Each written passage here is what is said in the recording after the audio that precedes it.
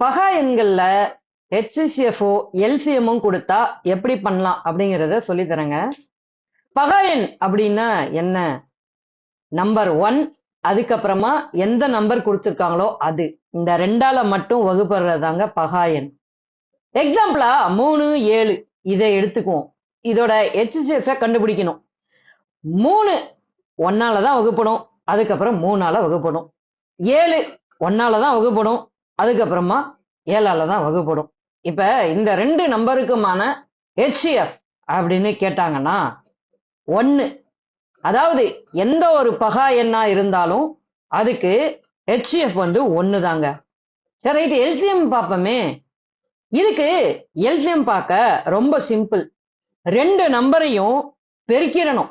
பகா எண்ல எல்சிஎம் கேட்டா 3, 7 இத பெருக்கணும்னா என்ன வரும்? 21. கரெக்ட் தானே? இதுதான் HCFும் எல்சிஎம்மும் பகா எண்கள்ல கேட்கும் போது.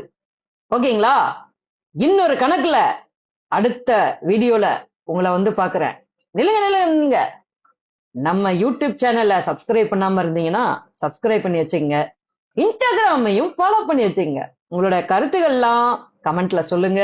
உங்களோட ஃப்ரெண்ட்ஸ் அண்ட் ஃபேமிலி கோஆஸ்பரன்ஸுக்கு நம்ம வீடியோஸை ஷேர் பண்ணி விடுங்க.